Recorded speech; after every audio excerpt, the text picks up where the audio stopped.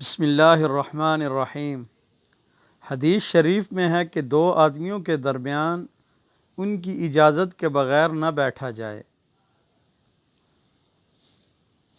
اور جب کسی کے انتظار میں بیٹھنا ہو تو ایسے موقع پر اس طرح نہ بیٹھیں کہ اس شخص کو یہ معلوم ہو جائے کہ آپ اس کا انتظار کر رہے ہیں۔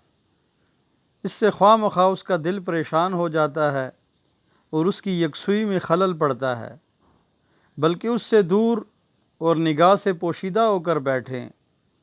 مثلاً کوئی شخص نماز پڑھ رہا ہے اور آپ نے اس سے ملنا ہے تو اس کے برابر میں آ کر اس طرح نہ بیٹھے کہ سلام پھیرتے ہی اس سے بات شروع ہو جائے، اور برابر میں بیٹھنے سے وہ نماز بھی صحیح طرح نہ پڑھ سکے۔ جس مجلس میں شریعت کے خلاف کوئی کام یا کوئی بات ہو رہی ہو تو ایسی مجلس میں بیٹھنا، شریک ہونا جائز نہیں۔ دنیا کی باتیں کرنے اور خرید و فروخت کرنے کے لیے مسجد میں مجلس قائم کرنا منع اور گناہ ہے۔ بغیر ضرورت کے سڑک کے کنارے بیٹھنا بھی منع ہے۔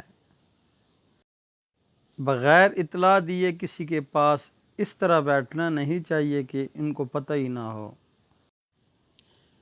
کسی کی راز کی باتیں معلوم نہیں کرنی چاہیے۔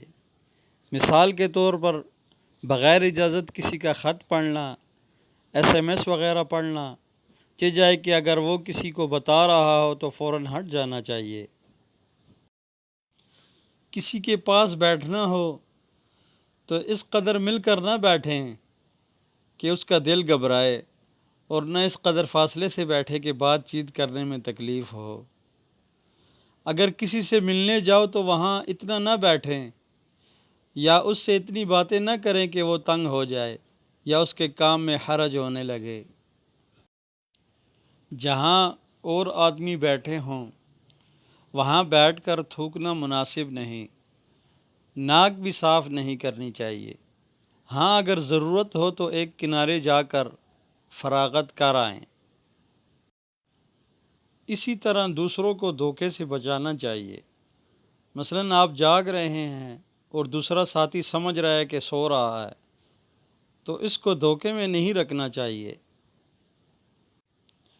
اگر کسی مجلس میں کسی معاملے کے متعلق کچھ باتیں ہوں تو ان کو بار ذکر نہیں کرنا چاہیے، لیکن اگر اس مجلس میں کسی کی جان یا مال یا آبرو لینے کا مشورہ یا تذکرہ ہو تو اس کو چھپانا جائز نہیں، بلکہ ظاہر کر دینا چاہیے۔